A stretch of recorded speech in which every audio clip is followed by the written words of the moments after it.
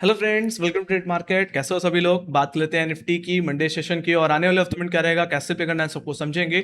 शुरुआत सबसे पहले कर ली जाए इस हफ्ते की सिचुएशन से, बाद में हम जानेंगे क्या ओपनिंग होगी, क्या स्ट्रैटेजी होगी, क्या सेंटिमेंट है, क्या फंडामेंटल्स हैं आने वाले हफ्ते के लिए, है ना। बट इससे पहले इस हफ्ते का ओवरव्यू ले लेते हैं। सो देखा जाए तो इस बार हफ्ते में निफ्टी में कंसोलिडेशन ही देखने को मिला। मतलब मैं सही बताऊं तो कुछ नया देखने को मिलता नहीं है निफ्टी में, है ना। मैंने पिछले एनालिसिस वीडियो में भी बताया था कि निफ्टी हर बार किसी ना किसी कंसोलिडेटिव रेंज में फंसी जाता है। है ना, एक रेंज से निकलता है तो दूसरी रेंज में फंसता हुआ दिखता है, और हम देख पा रहे हैं मल्टीपल रेंज हमें अप्रैल से, है ना, अप्रैल की सीरीज से देखने को मिली है। मई में भी 2 बार फंसा, और उसके बाद कहने की जून में भी 2 बार फंसता हुआ दिख रहा है, एक जून की स्टार्टिंग में और जून के आखिरी में। तो कुछ नया होता हुआ नहीं दिख रहा। ओवरऑल निफ्टी 24,500 रुपए से लेकर के 23,000 की रेंज में फंसा हुआ है ना। ऐसी आखिर क्या चीज है जो निफ्टी को बार बार ऊपर जाने नहीं दे रही। तो मेरा मानना है यहाँ पे पहले रीजन को ही समझ लेते हैं। तो अगर सबसे पहला अगर मैं रीजन बोलूं तो एफ ही है। देखा जाए तो एफ में कोई बहुत ही एग्रेसिव बाइंग अभी भी आती हुई नहीं दिखती है। एक दिन खरीदते हैं तो हो सकता है अगले दिन वापस आपको नेट सेलर बनते हुए दिखे। ओवरऑल एफ की नेट सेलिंग बहुत ज़्यादा बढ़ चुकी है,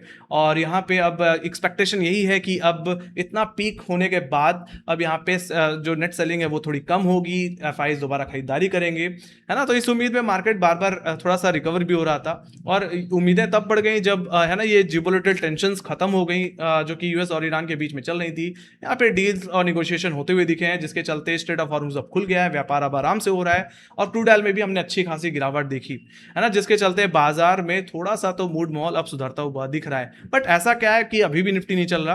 तो प्रॉब्लम यहाँ पे दोबारा एआई और टेक स्टॉक्स के वैल्यूएशन को लेकर के है। अगर आपको ध्यान हो तो मैंने इससे पहले भी एनालिसिस वीडियो में एआई के वैल्यूएशन और टेक के वैल्यूएशन के बारे में बात की है, और पिछले साल नवंबर में भी इसके बारे में हमने बात की थी। और इस बार की लाइव सेशंस में भी इस पे बार बार डिस्कशन किया था कि जहां ये जियोपॉलिटिकल टेंशंस, है ना, खत्म होगी, लोगों का वापस फोकस एआई और टेक स्टॉक्स के वैल्यूएशन पे आ जाएगा। और अगर आपको ध्यान हो तो फरवरी और जनवरी में भी इसके बारे में बहुत बातें चल रही थी, एआई बबल को लेकर के बहुत बातें चल रही थी। हालांकि लोगों का ध्यान थोड़ी देर के लिए डाइवर्ट हुआ, बट अब वापस लोगों का फोकस इस पे है। और इस चीज हमें देखने को मिली भी है। लोगों को अब ये समझ में आ रहा है कि valuation are looking very very high. Revenue उतना नहीं जनरेट कर रही है एआई कंपनीज जितना, है ना, वैल्यूएशन शो हो रहा है। और इसके चलते कहीं ना कहीं कॉस्पी में हमने जम के बिकवाली आते हुए देखी, और देखा जाए तो 8-8 10-10% का करेक्शन कॉस्पी में इस हफ्ते में देखने को मिल चुका है। आज ही के ट्रेडिंग सेशन में कॉस्पी में 8% 10% का डाउन मूव देखने को मिला। अब लोअर लेवल से थोड़ी शॉर्ट कवरिंग है। इसका इंपैक्ट हमने यूएस मार्केट में भी आते हुए देखा है एक दो दिनों में। देखा जाए तो नैस्डैक, है ना, अच्छा खासा करेक्शन दे चुका है कहीं ना कहीं इस महीने में। डाउ फ्यूचर्स की बात की, सॉरी, डाउजोन्स की अगर बात की जाए तो डाउजोन्स में भी हमने आज के ट्रेडिंग सेशन में गिरावट देखी है। डाउ फ्यूचर्स की बात कर रहा हूं मैं ओवरऑल। बट क्या ये एक बहुत बड़े करेक्शन का रूप ले सकती है? तो मेरा मानना है नहीं। देखा जाए तो कॉस्पी, है ना, कोरियन मार्केट बहुत ज़्यादा चल चुके थे, जहां हमारा मार्केट कहीं ना कहीं है ना ये जियोपॉलिटिकल टेंशन में फंसा हुआ था मार्च अप्रैल में। ऐसा नहीं है कि कोरियन मार्केट में ऐसा नहीं हुआ। कोरियन मार्केट में सिर्फ हमने कंसोलिडेशन देखा, हमारे मार्केट में एक अच्छा फॉल था। बट जैसे ही प्रॉब्लम ईज ऑफ हुई, कोरियन मार्केट में लगातार स्विंग देखने को मिली है। तो निफ्टी के कंपेयर में हो या नैस्डैक के कंपेयर में हो, है ना, कॉस्पी बहुत ज़्यादा चल चुका था, कोरियन मार्केट बहुत चल चुका था, valuation was very very high. तो यहाँ पे जो करेक्शन आया है इतने बड़े स्विंग के बाद, मतलब मान के चलो 90 से 100% के मूव के बाद 10% का करेक्शन कोई बड़ा क्रैश नहीं माना जाता, एक प्रॉफिट बुकिंग ही देखी जाती है। और मैं इसको एक प्रॉफिट बुकिंग की तरह ही देख रहा हूं, है ना। बहुत ज्यादा वैल्यूएशन हो गया था। किसकी बात कर रहा हूं मैं? सैमसंग की बात कर रहा हूं और एसके हाइनेक्स की बात कर रहा हूं, जो अच्छा खासा वेटेज रखते हैं कोरियन मार्केट में। तो it just a profit booking guys. हालांकि हमारे मार्केट में इतनी बड़ी गिरावट नहीं आई, है ना। जहां 8-10% का करेक्शन आ गया, नैस्डैक भी अच्छा खासा पिटा, वहां पे निफ्टी कुछ खास नहीं गिरता हुआ दिखा। क्योंकि देखा जाए तो एआई को लेकर के हमारे यहाँ इतना कोई मार्केट शेयर नहीं है, या हम कोई बहुत बड़ा एआई का डेवलपमेंट करके नहीं बैठे हुए। अगर हमारे पास खुद का एआई होता और ऐसी क्राइसिस आई होती तो इसका एक डायरेक्ट इंपैक्ट हम पे पड़ता। बट कुछ नहीं हुआ ज्यादा। हाँ, आईटी में हल्की फुल्की गिरावट जरूर देखने को मिली है, दैट्स इट। तो हमें इससे कोई खास दिक्कत या डरने की जरूरत नहीं है, क्योंकि हमारा कोई लेना देना है ही नहीं। हम इसमें इस सेगमेंट में काम ही नहीं कर रहे अभी भी, है ना। हमारा कोई बहुत बड़ा मार्केट शेयर नहीं है, इसलिए हमने बहुत थोड़ी थोड़ी गिरावट देखी। बट हाँ, कोरियन मार्केट और नैस्डैक में अगर ये गिरावट बढ़ती है तो हमारी जो भले ही हम ज़्यादा करेक्शन नहीं देंगे, बट कहीं ना कहीं हम तेज़ी भी नहीं प्ले कर पाएंगे, है ना। मेरा मानना है हर एक तेज़ी में बार बार ये सिचुएशन निफ्टी को बार बार ड्रैग करने का काम करेगी या एक कंसोलिडेशन में ही रखेगी। तो मेरा मानना है निफ्टी में ऐसी सिचुएशन जो हमें क्रिएट होती हुई दिख रही है वैल्यूएशन को लेकर के, हमारा बाजार थोड़ा वोलेटाइल जरूर हो सकता है। मेरा तो यही मानना है। I am not expecting any major crash right now. Okay, so फिलहाल मैं यहाँ पे यही बोलूंगा कि, है ना, अपने बाजार पर कंसंट्रेट करो। बाकी अगर इसमें होता तो हम भी थोड़ा रिएक्ट कर लेते, प्ले कर लेते, बट फिलहाल के लिए निफ्टी दोबारा एक रेंज में ही फंसता हुआ दिख रहा है। और ये रेंज जो हमने इस हफ्ते में देखी वो 24,200 से लेकर के 23,800 की देखी है। मैं अब सीधे अपने मार्केट पे आ रहा हूँ, है ना। सो यहाँ पे अगर बात की जाए अपर लेवल्स की, तो निफ्टी में 24,200 262 will be the immediate hurdle for the Monday session guys. ये हमारे लिए सेल जोन की तरह काम करेगा। बाकी अगर आप बाई स्ट्रेटजी की अगर बात कर रहे हैं तो इसी के ब्रेकआउट की जरूरत है। देखा जाए तो निफ्टी इस जोन को टेस्ट जरूर कर रहा है बट क्लोजिंग नहीं दे पा रहा, है ना। ये चीज नहीं है और इसके ऊपर निकलना जरूरी है अगर इसको अपने अपट्रेंड को प्ले करना है। तो ऐसे सिचुएशन में हम 24,500 रुपए से 24,600 रुपए तक एक्सपेक्टेशन रख सकते हैं। और ऑप्शन डेटा में भी अगर हम चलें तो हम देख पा रहे हैं कि 24,200 के 24,200 के बाद अगर कहीं एक्टिव कॉल रेटिंग है तो सीधे 24,500 पे या 25,000 के लेवल्स पे ही देखने मिलती है। तो समझ में आता है कि अगर ये निकल गया तो बीच में कोई हर्डल नहीं है ना। और 24,500 600 रुपए का हेडरूम हमें प्ले करने को मिल जाएगा। तो वहां तक की स्विंग के लिए फिर लॉन्ग किया जा सकता है। Just need a closing above 24,200 and 260। Alright, daily closing मिल जाए या अर्ली क्लोजिंग मिल जाए इंटरडे लेवल पे तो बेहतर है।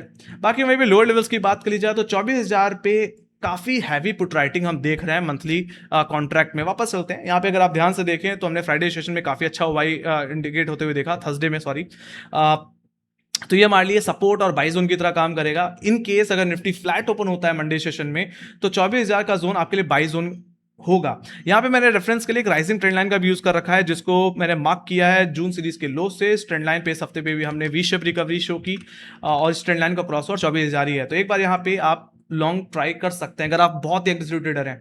बाकी जहां तक बात रही शॉर्ट स्ट्रैटेजी की, तो मेरा मानना है 24,000 के टूटने का वेट जरूर करना।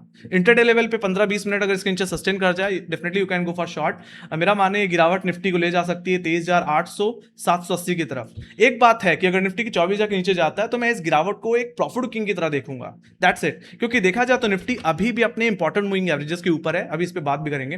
तो अगर आप यहाँ पे शॉर्ट बनाते हैं तो 23,800 780 रुपए तक के टारगेट के लिए इंटरडे लेवल पे प्ले करिए। यही आपके लिए मेजर टारगेट होगा इंटरडे में। और यहां पे अपने शॉर्ट्स को कवर जरूर करें। ये जोन आपके लिए वीकली सपोर्ट जोन की तरह काम करेगा। और क्या है ये जोन होल्ड करता है राइजिंग 50, 10 और 20 डे एक्सपोनेंशियल मूविंग एवरेज। इसी को रिस्पेक्ट करते हुए हमने वी शेप रिकवरी वेडनेसडे को आते हुए देखी थी। जब तक ये इंटैक्ट है व्यू आपको ऑप्टिमिस्टिक रखना है, न्यूट्रल रखना है, पॉजिटिव रख सकते हो। बट अगर यहाँ पे अगर आप बियरिशनेस की बात करते हैं तो निफ्टी को यही 23,800 का ब्रेकडाउन देना पड़ेगा। We need a daily closing below 23,800 780। अगर ये टूटा तो मेरा मानना है यहाँ पे व्यू बियरिश हो जाएगा and we can expect 23,600 23,500 on the down side. जो गैप हमने देखा था एग्जैक्टली 15 जून का एक बुलिश गैप, वो कवर अप होता हुआ हमें दिखेगा। बाकी सिंपल सी बात है, अगर बेयरिशनेस छा जाएगी 23,800 रुपए के नीचे तो हम ज्यादा से ज्यादा एक बार के लिए 23,070 23,000 तक की भी एक्सपेक्टेशन रख सकते हैं। मैंने क्या बोला, अगर यहाँ पे नैस्डैक और कोरियन मार्केट में गिरावट अगर देखने को मिली तो कहीं ना कहीं हमारे आईटी सेक्टर तो अंडर परफॉर्म कर ही रहे हैं, है ना, दिक्कत और फिर हमें बढ़ती हुई दिखेगी। सो कहीं ना कहीं हमें जून सीरीज के लोज भी टेस्ट होते हुए दिख सकते हैं। हालांकि जून सीरीज के जो लो हैं ये हमारे लिए मंथली सपोर्ट जोन की तरह काम करेंगे। तो प्राइमरी टारगेट हमारे लिए 23,800 ही रहेगा, बट अगर ये टूटा तो सेकेंडरी टारगेट सीधे 23,500 23,000 का जोन बन जाएगा। ऑलराइट, तो ये बात हो गई अपर लेवल्स और लोअर लेवल्स की। मैंने दोनों तरफ के लेवल्स डिस्कस किए, जैसा कि मैंने बताया भी कि यहाँ पे डेफिनेटली हमारे पास कुछ पॉजिटिव्स हैं और कुछ नेगेटिव्स हैं। पॉजिटिव ये है कि जियोपॉलिटिकल टेंशन खत्म हो चुकी है, स्ट्रेट ऑफ हॉर्मुज़ खुल चुका है, क्रूड ऑयल के प्राइसेस में अच्छी गिरावट है। बट वहीं पे नेगेटिवली अगर कुछ देखा जाए तो वापस एआई और टेक सेक्टर के जो वैल्यूएशन है वो एक बड़ा कंसर्न बनता हुआ दिख रहा है, जिसके बेसिस पे अभी तो कुछ बड़े स्टॉक्स में प्रॉफिट बुकिंग आई है, बट जो छोटे मोटे स्टॉक्स हैं जो अभी भी एआई और टेक पे काम कर रहे हैं, है ना, उनमें भी दबाव आता हुआ दिख सकता है। और अगर ये बढ़ता है आने वाले हफ्ते में तो कहीं ना कहीं हमारे बाजार के लिए भी इनडायरेक्टली ये निगेटिव होगा, है ना। यूएस मार्केट गिरता है, पिटाई होती है, तो हमारे बाजार में भी पिटाई हो ही जाती है कहीं ना कहीं। तो ये चीज आपको देख के चलनी पड़ेगी। है ना? सो मैं यहाँ पे सीधे अगर कंक्लूजन की बात करूँ तो मेरा मानना है मार्केट की जो ओपनिंग हो सकती है वो फ्लैट हो सकती है या एक छोटा सा गैप डाउन हो सकता है। आपको सिर्फ 24,000 के लेवल पे ही फोकस करना है। अगर इसके नीचे ओपनिंग हो रही है, इसके नीचे सस्टेन कर रहा है, तो हो सकता है हम थोड़ी प्रॉफिट बुकिंग और दिखाएं। कहाँ तक वो मैंने आप लोगों को बता ही दिया लोअर लेवल्स पे। ऑलराइट, बाकी ओपनिंग मैंने बता दी। तो यहाँ पे मेरा मानना है थोड़ा वॉलेटिलिटी आने वाले हफ्ते में रहेगी, है ना? So that's the thing. बाकी जहां तक बात रही आने वाले हफ्ते के इवेंट्स की, तो अगेन आपको एआई और टेक सेक्टर के डेवलपमेंट पे फोकस करना पड़ेगा, है ना? उस पे यूएस किस तरह से रिएक्ट कर रहा है, बाकी एशियन मार्केट में क्या रिएक्शन रहेगा, क्योंकि अगर वहां गिरावट आएगी तो हमारा बाजार भी पिटेगा। ये बात तो आपको लेके चलनी पड़ेगी, है ना? और जहां तक बात रही और लेवल्स की, तो मेरा मानना है एफआईज और डीआईज के डेवलपमेंट, सॉरी, एफआई और डीआई के डेटा पे ध्यान दें, क्योंकि देखा जाए तो एफआईज की बिकवाली कुछ हद तक कम हुई है और धीरे धीरे कहीं ना कहीं खरीदारी कर रहे हैं। तो अगर ऐसा होता रहेगा तो ये हमारे लिए मार्केट के लिए पॉजिटिव है। बाकी रुपए डॉलर को भी ध्यान में रखें, क्योंकि अब स्ट्रेट ऑफ हॉर्मुज़ खुल गया है। तो मेरा मानना है रुपया फिर से थोड़ा नॉर्मलाइज होगा। एक तरह से रुपए में थोड़ी मजबूती आती हुई दिखेगी। Again that will be the positive news. बाकी क्रूड ऑयल के प्राइसेस में गिरावट भी हमारे लिए पॉजिटिव है, तो इस पे आपकी खास नजर होनी चाहिए। ऑलराइट, तो ये सब चीज़ें हो गई इवेंट्स की, किस पे आपको फोकस करके चलना है। बाकी आपको क्या लगता है निफ्टी और के में आने वाले हफ्ते में क्या टारगेट्स रहेंगे? आप गैप अप एक्सपेक्ट करें या गैप डाउन कॉल ले गए या पुट ऑप्शन? आप कमेंट सेक्शन में लिख के ज़रूर बताइए। बाकी एक चीज़ मुझे और डिस्कस करनी है ना, कि यहाँ पे वैल्यूएशन का कंसर्न है ना, कि यहाँ पे यूएस और के वैल्यूएशन बहुत ज़्यादा है, कोरियन मार्केट के भी वैल्यूएशन ज़्यादा है ना? हमारे मार्केट का वैल्यूएशन कब ज़्यादा अट्रैक्टिव होगा? तो मेरा मानना है जो एवरेज वैल्यूएशन होता है निफ्टी का वो 20 से 21 का होता है, और अभी देखा जाए तो निफ्टी का वैल्यूएशन 20.8 के आसपास है, जो कि फेयर वैल्यूएशन है। बट बहुत ज्यादा अट्रैक्टिव वैल्यूएशन तब हो जाएगा जब निफ्टी का वैल्यूएशन 18 या 19 के आसपास आ जाए। ऑलराइट, बट ऐसे भी अगर मैं ध्यान से देखूं तो जैसे ने बोला कि यूएस और कोरियन मार्केट में गिरावट आती है तो हमारे मार्केट में इतना कोई डेवलपमेंट नहीं है कि हमारे मार्केट पे कोई बहुत बड़ा इंपैक्ट पड़ेगा, क्योंकि मैं देख रहा हूं काफी न्यूज़ेस जहां पे ये दिखाया जा रहा है कि अगर यूएस कोरियन मार्केट में बड़ा क्रैश है तो हमारे बाजार में बहुत बड़ा कोलैप्स आ जाएगा, है ना? तो मुझे ऐसा लगता नहीं, क्योंकि हमें इस टेक्नोलॉजी में इतना ज़्यादा अभी तक घुसे हुए नहीं हैं। ओके, सो इस बात को समझ के चलें, क्योंकि देखा जाए तो जैसे मैंने बोला कि वैल्यूएशंस आर लुकिंग फेयर, है ना? और मैं अगर यूएस के वैल्यूएशन से अगर कंपेयर करूं या कोरियन मार्केट के अगर वैल्यूएशन से अगर कंपेयर करूं, तो यूएस का वैल्यूएशन कहीं ना कहीं 33-35 के आसपास है, और जो कि बहुत ज़्यादा एक्सपेंसिव है ना? सो और कोरियन मार्केट का भी देखा जाए तो वो भी काफ़ी एक्सपेंसिव लगता है। हम उनके कंपेयर में काफ़ी ज़्यादा फेयर वैल्यू पे काम कर रहे हैं, तो I am not expecting any major impact on our Indian stock market. Alright, बाकी कॉशियस जरूर हैं, है ना? बाकी कंसोलिडेशन के लिए तैयार रहें या वॉलेटिलिटी फेस करने के लिए तैयार रहें, मैं इतना ही बोलूंगा। बाकी स्टॉक स्पेसिफिक होकर के काम करें, ठीक है? और कुछ यहाँ पे मैं ज़्यादा बोलना नहीं चाहूँगा। सीधे सीधे बोलूँ तो हम अपने मार्केट पे इतना कोई बड़ा इम्पैक्ट आते हुए नहीं देखेंगे, है ना, जिस तरह से यूएस और कोरियन मार्केट में आता हुआ दिख रहा है।